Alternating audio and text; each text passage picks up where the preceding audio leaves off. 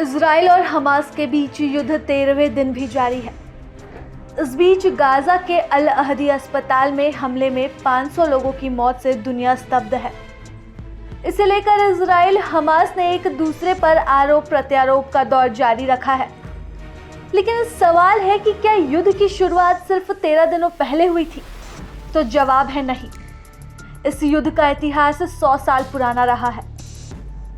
Israel और फलस्तीन के बीच के मतभेद की शुरुआत ओटोमन साम्राज्य के खत्म होने के साथ शुरू हुई थी। इस दौरान पूरे यूरोप में राष्ट्रवाद का व्यापक प्रभाव देखा जा रहा था। कई देश टुकड़ों टुकड़ों में बंटे थे। राष्ट्रवाद की लहर इन्हें एक कर रही थी। इटली और जर्मनी जैसे देश राष्ट्रवाद के नाम पर एक हो रहे थे। इसका प्रभाव यहूदियों पर भी देखने को मिला। राष्ट्रवाद की भावना यहूदी लोगों के बीच भी जगी। उन्हें अपने पवित्र स्थान पर दोबारा जाकर बसने की लालसा उठी। इस बीच हिटलर के शासन के अंतर्गत पूरे यूरोप में भयंकर स्तर पर यहूदियों का नरसंहार किया गया। करीब 42 लाख यहूदियों को गैस चैम्बर में डालकर मार दिया गया। यूरोप में रह रहे यहूदियों को महसूस हुआ कि फलस्तीन के अलावा कहीं कोई दूसरी सुरक्षित जगह यहूदियों के लिए नहीं बची है, जिसके बाद बड़ी संख्या में यहूदियों ने फलस्तीन की तरफ पलायन शुरू कर दिया, जिससे अरब देशों को दिक्कत शुरू होने लगी। यहूदी और अरब देशों के बीच बढ़ते इस मतभेद को देखते हुए संयुक्त राष्ट्र संघ में वोटिंग हुई और नतीजा निकला कि जहां यहूदियों की संख्या ज्यादा है उन्हें इस्राइल दिया जाए, वहीं जिस जगह अरब बहुसंख्यक है उन्हें फलस्तीन दिया जाएगा। तीसरा था यरूशलेम। इसे लेकर काफी मतभेद थे।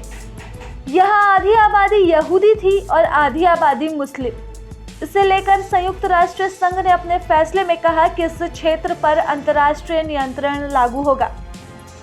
यूएन के इस फैसले के फौरन बाद ही नवनिर्मित इजराइल के पड़ोसी ने उस पर हमला बोल दिया। इस युद्ध में इजराइल ने अपना बचाव करते हुए इन चारों देशों को हरा दिया। इस लड़ाई के बाद जॉर्डन के पास फलस्तीन के पूरे वेस्ट बैंक का नियंत्रण आ गया। वहीं गाजा पट्टी पर इजिप्ट का, वहीं थोड़ी बहुत जगह फिलिस्तीनी की बची रही, उस पर इजराइल ने कब्जा कर लिया। इस युद्ध के कारण फलस्तीन का अस्तित्व ना के बराबर हो गया।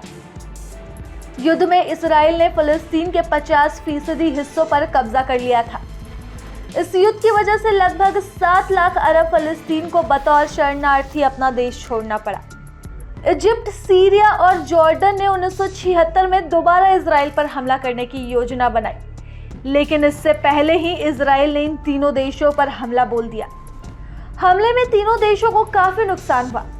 इस युद्ध में इजराइल ने सीरिया से गोलन हाइट, इजिप्ट से गाजा स्ट्रिप और सिनाई पेनिसुला और जॉर्डन से वेस्ट बैंक छीन लिया।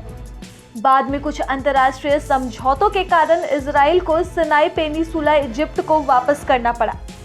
उधर दूसरी ओर इजराइल के पास पूरा फिलिस्तीन कब्जे में था।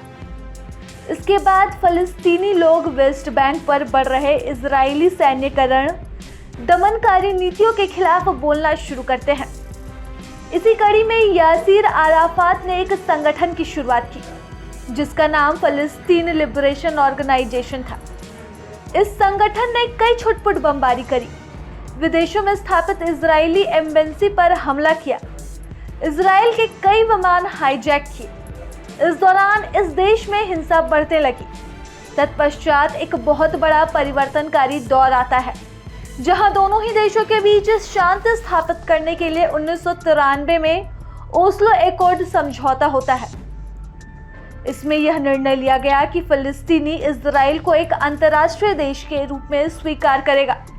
वहीं दूसरी ओर इजराइल ने पीएलओ को फिलिस्तीनी लोगों का प्रतिनिधित्व माना।